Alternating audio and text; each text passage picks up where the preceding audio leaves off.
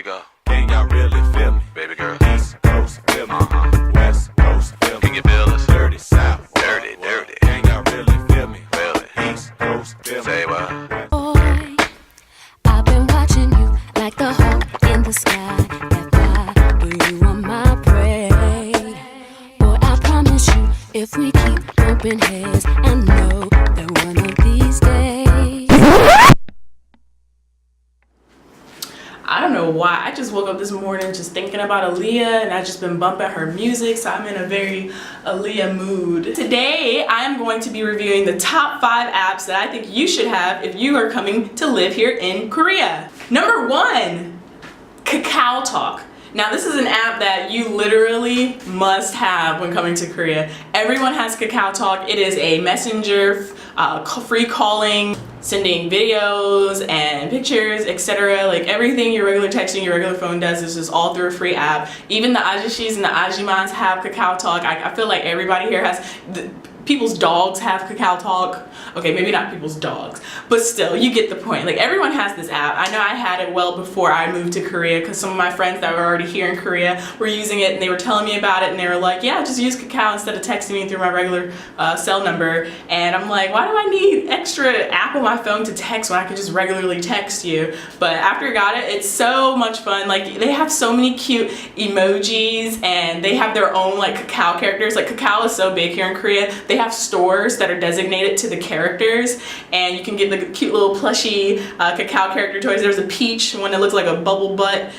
There's like this like, I call him the black afro character, but like I know he's just a brown bear, but he has a yellow afro. And who else? There's the orange or the white duck with the orange beak, and so there's so many different characters and they're really fun and it's really easy to use. Now my number 2, of course, when you are living here in Korea, it is going to be very important for you to learn how to navigate using the subways, and the number 1 app for utilizing the subways here currently is called Subway Korea. It is the yellow app currently. I think it's yellow and it has like a white subway icon in the middle of it, and it is the most efficient app to use. I think there's a total of 14 or 17 lines here in the Seoul, in the greater Seoul region, that you can take when you're using to navigate via the subway. The app makes it really easy for you to calculate how much time it'll take to get you from one destination to another destination, station to station, and it gives you exit numbers of where you should come out if you're trying to get to a certain area in the city. So I think that it's a really efficient and effective app. Now, stemming off of Subway Korea, if you are also going to be wanting to tackle the bus system here in Korea, utilizing the buses, then the next app, Korea Subway Bus, which is kind of a sister app of Subway Korea. And what I really like about that app is that it allows you to, again, look at the bus routes, let you know which buses are going to be leaving from which area bus stop, and it calculates the times that they're going to be arriving, what times they leave, and how long the routes are for. And then if you don't want that specific app, there's also another really great bus app that you can use here in Korea called Smart Bus. And what I really like about Smart Bus is that you can find buses in your location as well as outside of your location. So if you're outside of the greater Seoul or the Gyeonggi-do region, you can still utilize this app because it extends further than just the Seoul area. Number 3, of course, you're going to be living in a new country speaking a different language, and what better app to help you learn a new language or translate than Google Translate? Yes, if you are a Westerner coming over here to Korea, you most likely already have Google Translate on your phone. If not, then I suggest you download that bad boy because it will definitely come in handy and help you. I don't suggest you rely completely on it because some of the translations out of English into Korean and vice versa are a little awkward sometimes, and it might make situations a little bit more awkward for you if you're only using that solely to communicate with locals. But it is a good tool to help you with some words here and there, directions, etc.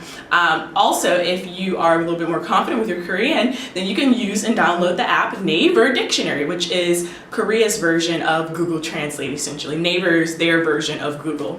And it's very effective, efficient. It has better translations, I've noticed. And yeah, it's also pretty simple to use. I think if you are learning Korean, it would be better for you to utilize that app because it's in Korean. App number 4.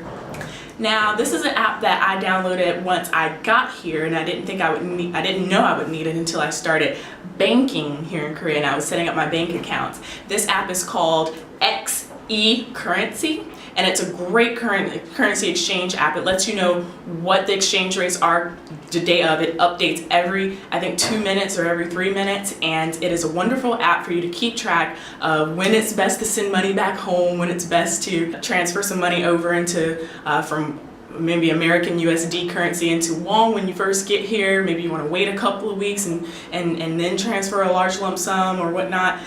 It's just a good app to have. You have as many different nations' currencies as there are that exist currently, and you can interchange which currencies you're trying to match between. You can also pick your top 5 favorite currencies if you travel a lot and you're constantly in these countries and you need to know the exchange rates on the regular. So it's a very effective and an efficient app, and it's just a good app to have when you're trying to keep track of your money, manage money, and know when it's best to transfer and convert money over into your currency or to Korean won. App number 5. Now I love Korean food. Oh my God. Love Korean food. And I got this app because I wanted to learn more appropriate terminologies for the ingredients and the traditional dishes that Korean food includes. And this app is 200 Korean Menu Guide. That's what it's called, 200 Korean Menu Guide. And it literally has like 200, if not more, different Korean dishes, ingredients, drinks that you will find here in Korea, and it gives a full detailed breakdown of what that dish entails, like how to make it, recipes. It's just such a wonderful app, and it's offered in both English and Hangul, both English and Korean. So you can toggle between learning Korean and then switch over to the English and look and see what it is in English. So it helps you learn along the way, and it's perfect for when you go grocery shopping here in Korea. If you want to make kimchi jjigae, you can go on the app, you can look up kimchi jjigae, see the ingredients involved in it, boom, know how to ask for it when you go into the supermarket. Perfect. Now, kind of stemming off of the food apps, there is another great app here in Korea called Yogiyo. And Yogiyo is a food delivery app that allows you to order food to wherever you're at. It's super convenient. I will say though, it's all in Korean, so that's another motivation for you to have to practice and work on your Korean. But once you figure out the ordering process, it is super easy. You can just look up whatever restaurant within like a 25-mile radius around you, and you can have them deliver delicious food to you, and you can be incredibly lazy and never have to lift a finger. Bonus app. Alright, so my bonus app that I want to include is the Gmarket app. Gmarket is like Asia's version of Amazon, okay? Now, yes, you can still have things shipped over here and delivered via Amazon, but depending on what it is, it'll have to travel through customs. It takes a while, a lot longer than maybe, you'd be used to back in the States, obviously. But Gmarket here is pretty efficient as well. They have a wide variety of products offered on their website, from clothing, retail, to food even. I know I get a lot of treats and bedding for my hamster off of there. It's just more convenient. And also like just virtually anything you can think of, like Gmarket offers it. It comes from I will say though, a lot of the products do come from like China or whatever. There's a lot of China like retailers that are providing the products, but you can like always like read the descriptions and see like who's selling what and whatnot, and determine whether or not you want to buy it or if you trust it or not. So it's kind of like eBay meets like Amazon, and I would say get that app because it really does come in handy when you first move here and you're trying to like order some things for your apartment maybe, or you want something that's offered a lot cheaper online than you would find at your Emart or Home Plus store or something like that. So it's definitely a good app to get, and it's a good app to have. Alright guys, thank you for watching this video. This has been my top 5 apps that you must have when you are living here in South Korea. I hope you found this video useful and helpful. Please comment in the section down below what apps that you use and which apps you find helpful. I would love to read and know about them, help others know about it, because we're all here to spread the knowledge to help one another out. And also please like and subscribe, and I will see you in the next video. Annyeong!